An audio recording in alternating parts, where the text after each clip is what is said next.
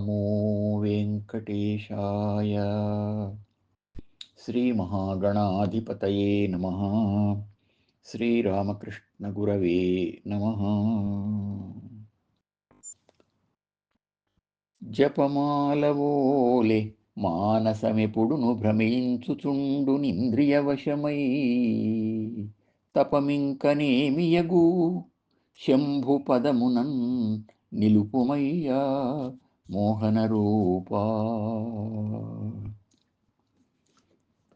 మనస్సును కదలకుండా కట్టిపడేసే సౌందర్య రాశి వెంకటేశ్వర, నీ నామాన్ని నామ మంత్రాన్ని ఏకాగ్రతతో స్మరించుకోవాలి అనే సంకల్పంతో జపమాలను చేతబట్టి లెక్కబెడుతుంటాను.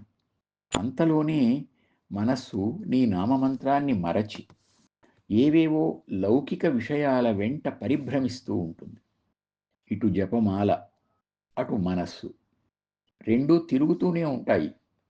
చేతి వ్రేళ్ల మధ్య జపమాల, 10 ఇంద్రియాల మధ్య మనస్సు. ఇక భగవద్ధ్యాన రూపమైన తపస్సెక్కడ?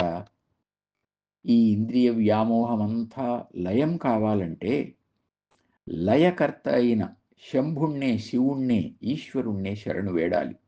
కనుక మనస్సును ఆయన పాదాల మీద పడవేయమని, ఆయన ఈ మనోలయం చేసి నీలో లీనం చేస్తాడు అని నివేదిస్తున్నాం. ప్రథమా ప్రతిమా పూజా జపస్తోత్రాణి మధ్యమా ఉత్తమా మానసీ పూజా చతుర్థీనోపపద్యతే అని పెద్దల మాట. సాధనలో మొదటిది ఒక ప్రతిమకు ప్రాణప్రతిష్ఠ చేసి పూజించడం. ఇక స్తోత్రాలు చదవడం, జపం చేయడం వంటివి మధ్యమ స్థాయి. మనస్సును ఏకాగ్రం చేసి మనస్సులోనే పూజించటం ఉత్తమ స్థాయి. ఇంకా దాన్ని మించింది లేదు అంటారు. అయితే కొందరు సోహం పూజ ఉత్తమోత్తమ అని అంటారు. ఆయనే నేను, ఆ బ్రహ్మమే నేను, అహం బ్రహ్మాస్మి అనే సాధన అన్నమాట. అది జ్ఞానయోగ సాధన. రమణ మహర్షి వంటి ఏ కొందరికో గాని అది సాధారణ మానవులకు చాలా కష్టసాధ్యమైంది అని భగవద్గీత చెబుతోంది.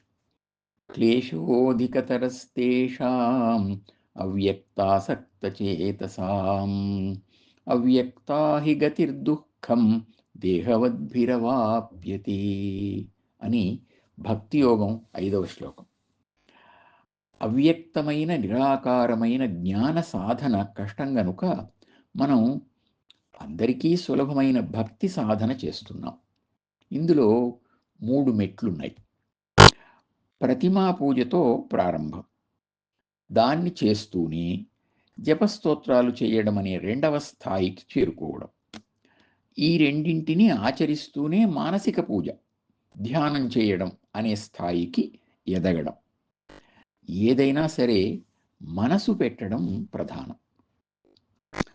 జపం చేసేటప్పుడు ఆ మంత్రాక్షరాలను కేవలం నోటితో మాత్రమే పలికితే అది యాంత్రికంగా జరిగే ప్రమాదం ఉంది.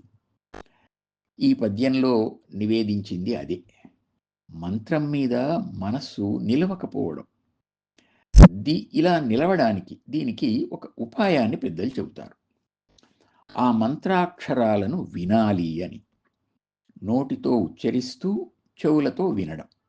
వినాలి అంటే మనస్సు అక్కడికి రావాలి. అప్పుడు ఇతర ధ్వనులు, ఇతర వ్యవహారాలు మనస్సుకు దూరం అవుతాయి.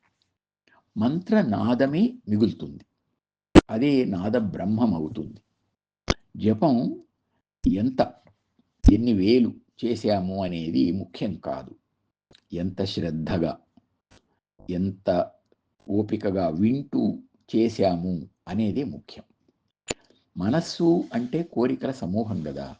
లౌకికమైన కోరికలు అన్నిటినీ పక్కన పెట్టి నామజపం చెయ్యాలి అనే ఒకే ఒక కోరిక మీద మనస్సు నిలిస్తే అప్పుడు అది మనోలయం అవుతుంది. అది స్వామి కరుణతోనే సాధ్యమవుతుంది గనక జపంలో ఆ ఏకాగ్రతను ప్రసాదించమని స్వామిని ప్రార్థిద్దాం. జపమాలవోలే మానసమెపుడును భ్రమించుచుండు ఇంద్రియవశమై తపమింకనేమియగు శంభుపదమునన్ నిలుపుమయ్యా మోహన రూపా.